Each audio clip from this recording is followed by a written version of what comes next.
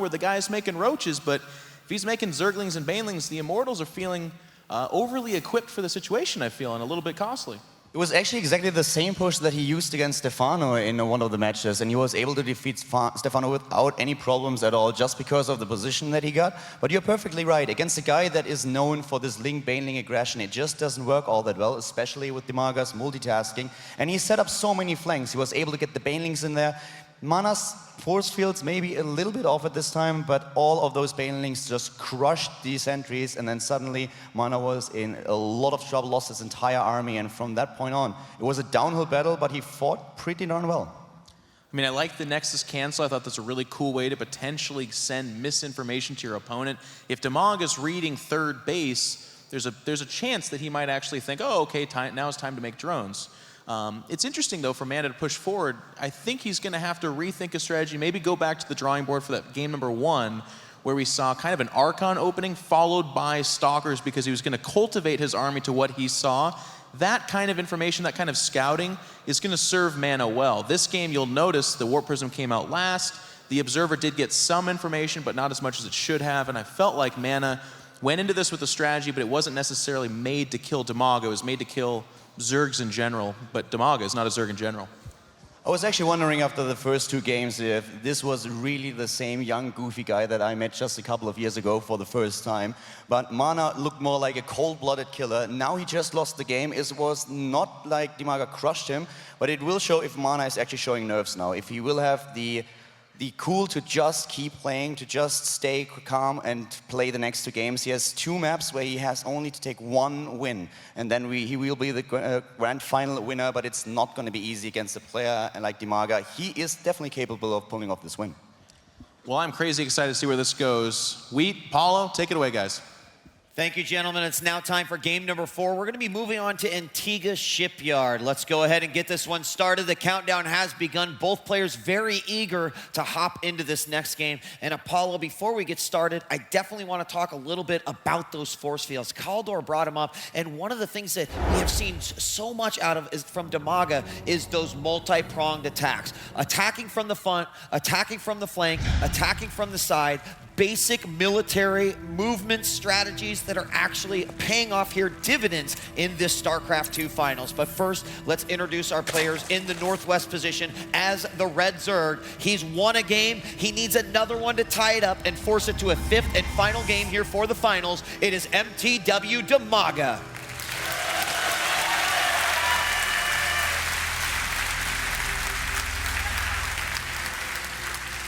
And in the southeast position, as the blue Protoss from Team Mouse Sports, one more win will secure him the championship. It is Mouse Mana.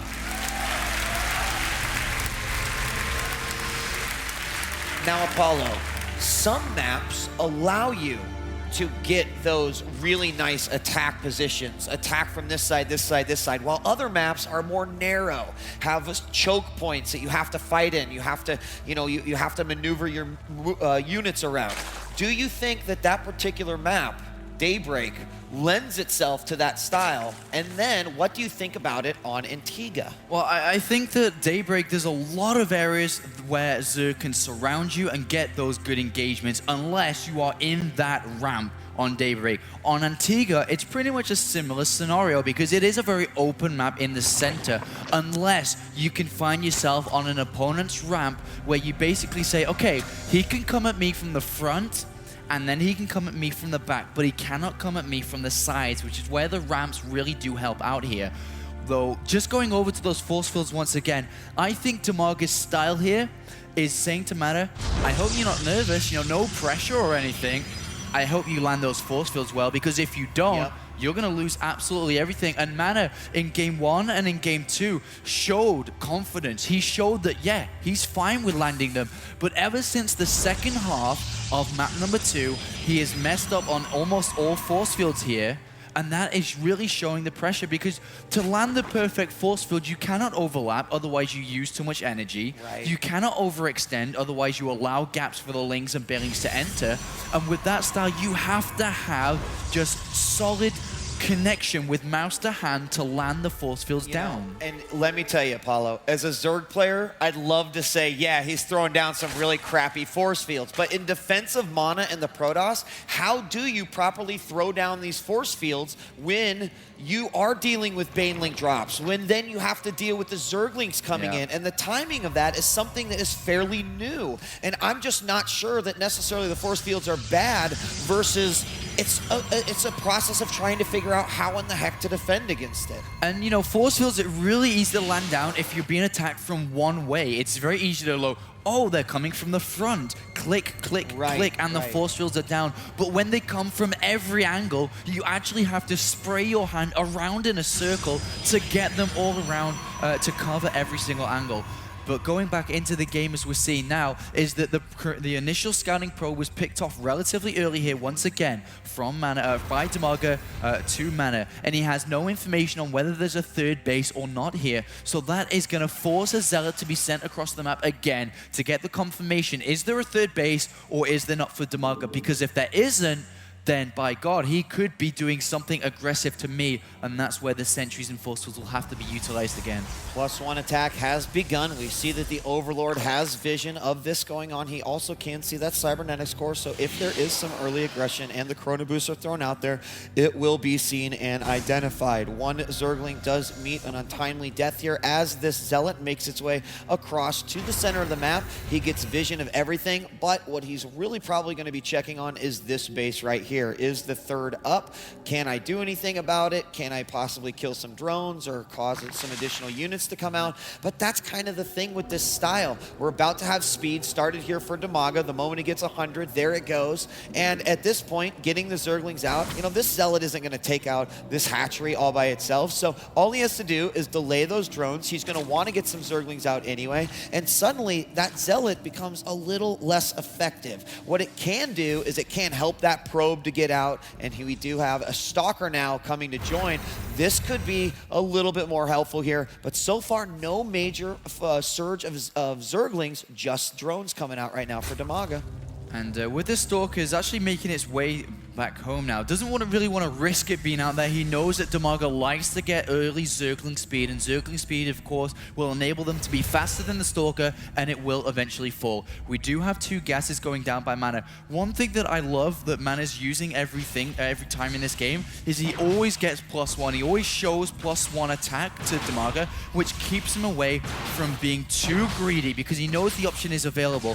An Overlord does go down, but actually doesn't get any information whatsoever. He scans across the main, doesn't see any key structures, doesn't see anything, to be honest. And right now, everything is very tight to Mana's chest. But look, a Twilight Council again here coming down on the natural. And we may be seeing a repeat of map number 1, where he can go straight into +2, can research Blink for his Stalkers, and he may even invest in going for the Temple Archives again to get the Archons out to deal the blow towards Dimaga's Ling heavy style. And I'm really happy to see that, because in the first game, of course, we had the deviation from the style that Dimaga was playing. But now he's going back to the game that brought him victory in game number 2, this strategy where he gets the double evolution chamber, focuses on the Ling upgrades, and then gets the Baneling nest. That is the big difference. We're going to have a Zealot picked off in the middle of the map, and suddenly Dimaga finds himself with map control. So now the question is will we see this Blink play come out, and will we see this, and how well will it do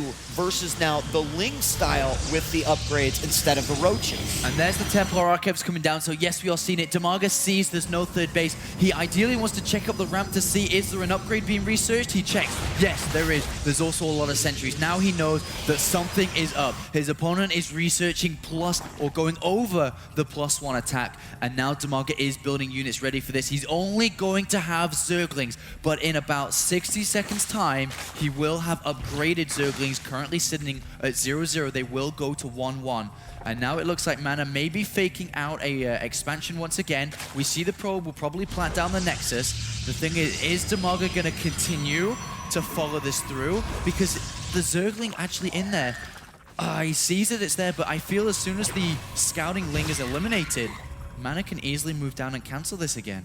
We'll find out if he's going to do that. Meanwhile, over on Dimaga's side, he is getting that Ventral Sack upgrade yet again, allowing him to pick up those Banelings and rain him on his opponent. He's also getting his Baneling speed a little bit early, as that can be a problem. The Nexus continues to go. Now, the player has up until that blue bar hits the edge in order to cancel it, get some of that money back. Is that going to be the case? Why would he do that? In order to trick his opponent to think, no, I'm going to hold back, but the Archons are out. I feel like that has to be a sign of aggression, but we haven't seen that Nexus canceled yet, and maybe he's perfectly fine letting it finish. If he does get an advantage, he'll be set economically.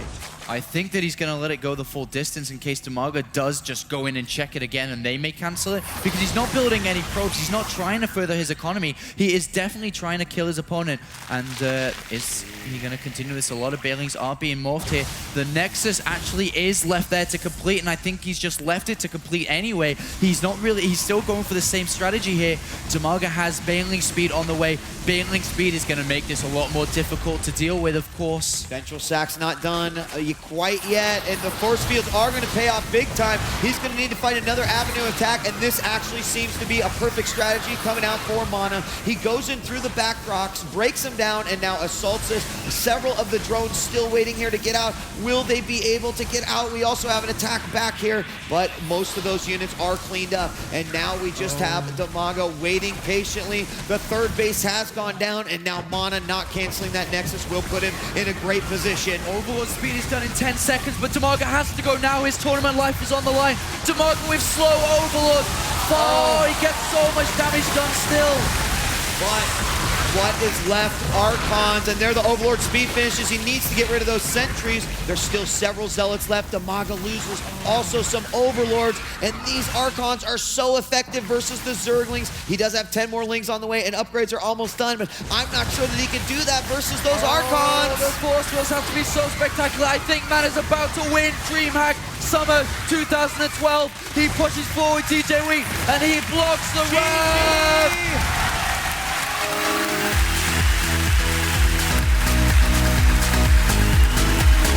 Mana has done it. Mana is the DreamHack 2012 champion. 3 days of hard work, DJ Wheat. 3 days, all paid off now. An unbelievable performance by Mana, defeating the Ukrainian Zerg. Dimaga, look at that sportsmanship as they hug it out on stage. Mana winning the DreamHack ISO Open Summer 2012. Congratulations to Mana.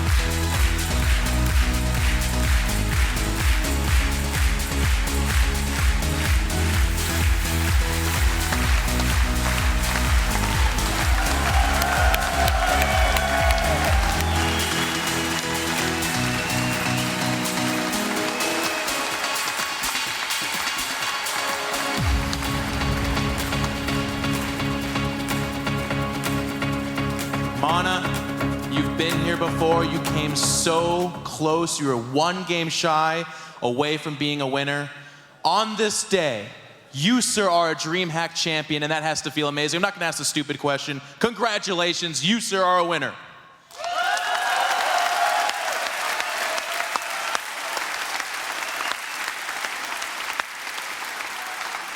Now, a lot of times, I mean, players have been here before. They've gone 2-0 in a best of 5.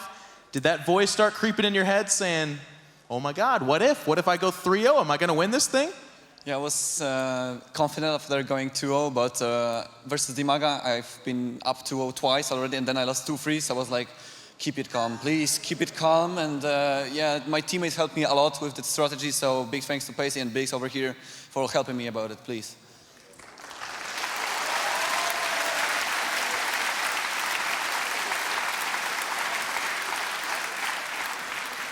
So talking about going up 2-0 and then losing 2-3 in the past, he did win that 3rd game, and he won it pretty convincingly. It was definitely the Dimaga style kind of coming through and really kind of stomping into the ground your strategy. Did that voice start to creep in, or do you have it under control? Are you able to fight it back, and you knew you still had a couple of rounds to go to win 1 more game? Well, yeah, actually, I was really afraid after he crushed like all of my sentries. I missed 1 little force field, and a couple of banelings hit my sentries. I was really afraid that his drops is going to be finished, but I think he didn't even start it yet. So I pushed really way too early. And well, after the third game, I was afraid that I'm going to lose 2-3 once again. But then, yeah, once again, teammates helped me choose the right strategy, and I used it, and it worked. Very good.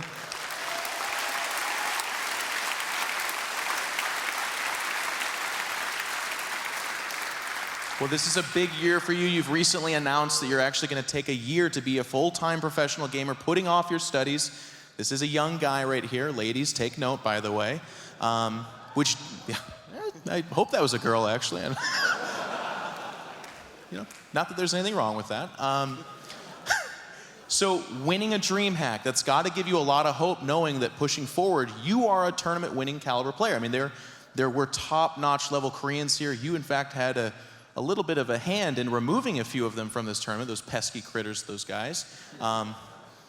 What does the rest of this year look like for you? Is Maus and yourself, that team support you talked about, are we going to see you on all the big stages? Are you going to go to Korea this year? What's the future look like? Well, winning DreamHack is definitely a very good start for me, as I said. I'm planning to go to Korea. If everything goes well, there should be an announcement very soon. And well, my goal for the 1 year pro gaming was to win at least one big event, and I've already done that, so.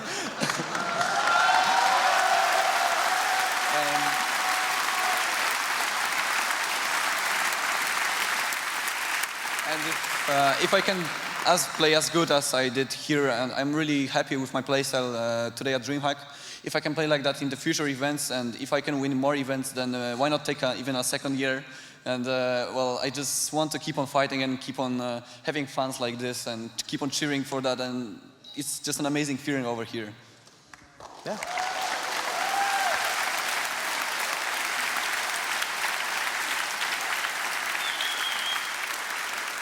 I think it's safe to say that if you've hit your year-long goal in June, it's probably going to be a pretty good year. So congratulations. Now, of course, we're going to present to you this tiny little check. You just run it right into the bank and slide it under the window, and they'll make it into real money for you. But behind you is a certain guy, Robert. Everybody, Robert, please, the CEO of DreamHack.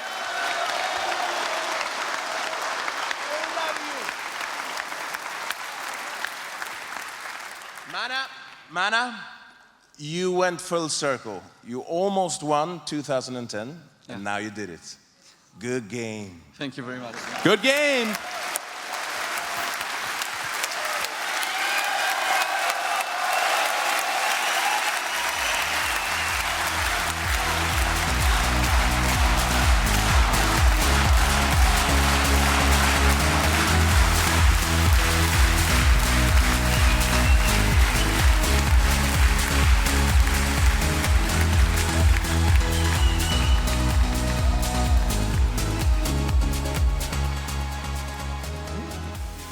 Yeah. Okay. Now, it takes two people for one champion to be there, and this was a hard-fought battle. This guy actually knocked out a few other top-notch players, including the country favorite, Naniwa, an amazing Protoss player. But let's give it up for the Zerg player from MTW, Dimaga.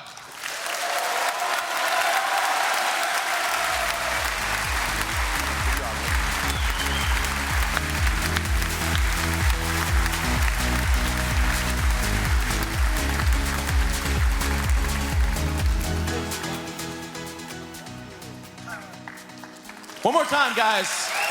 One more time.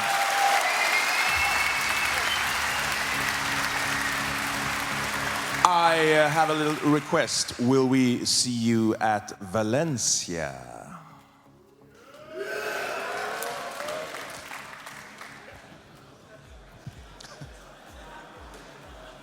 Ladies and gentlemen, that's going to do it for DreamHack ISO Open in Jönköping. Jönköping. Thank you. It's been a long night.